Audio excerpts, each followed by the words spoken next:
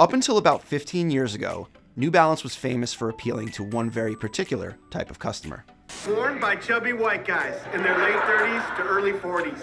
The iconic dad shoe has long been synonymous with the brand, but after more than a decade of reshaping its marketing strategy and redefining its place in the sports hierarchy, New Balance is finding a new audience. One of my favorite campaigns, probably my favorite campaign of all time that we've done, is during the 990 V5 launch, and it reads, "Worn by supermodels in London and dads in Ohio." And that duality is what makes us special.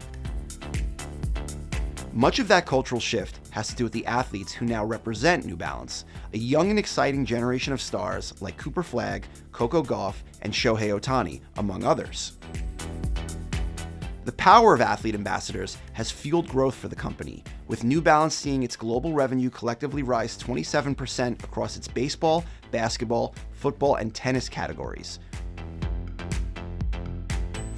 Overall, the company posted $7.8 billion in total revenue last year, a near 20% increase from $6.5 billion in 2023. While those numbers sound quite high, they pale in comparison to the industry's giants.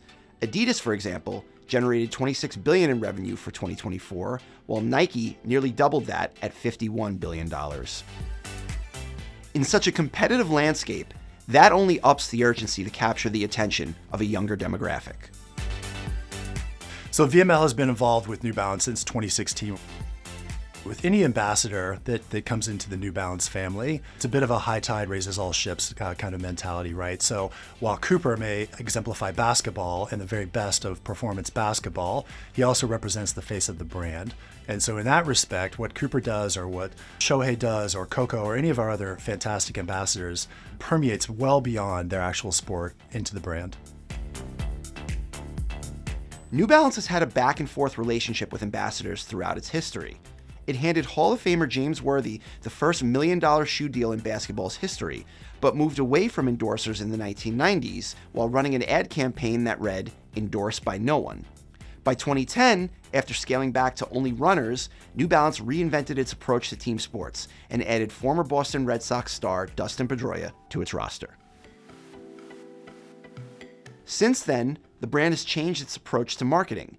Instead of spending 70% of its marketing dollars on transaction-based tactics, such as Google AdWords and paid social posts, New Balance moved to allocating that same percentage towards showcasing its star athletes, as in its recent We Got Now campaign.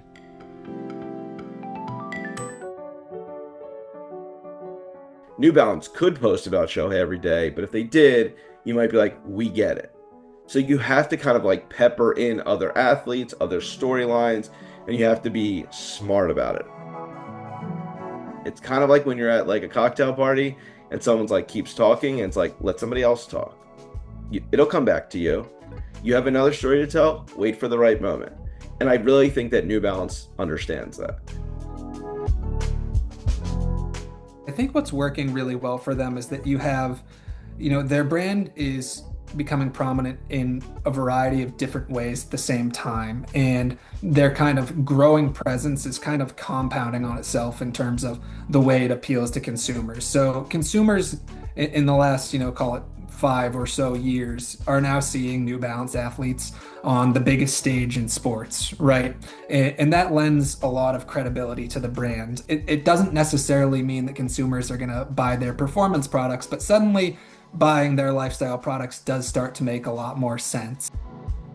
The results have been staggering, especially when you consider the role the company's efforts have played in driving consumers to its lifestyle sneakers and apparel, where most of the money is made in this industry.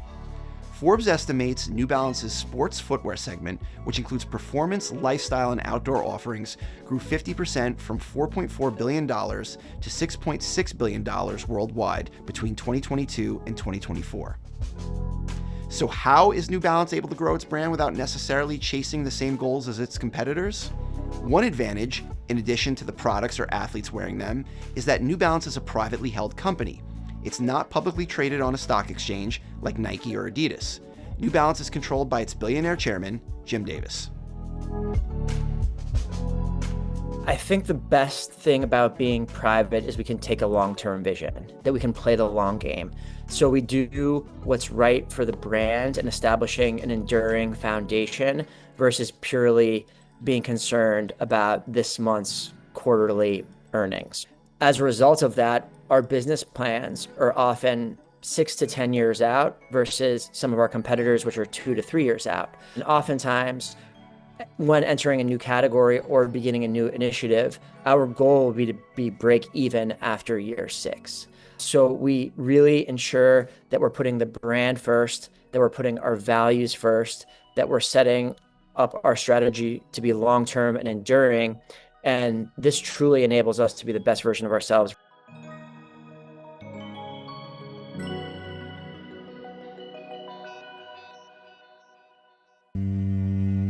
I don't think they face the same pressures in terms of pursuing growth at any cost and being super aggressive in the way they grow.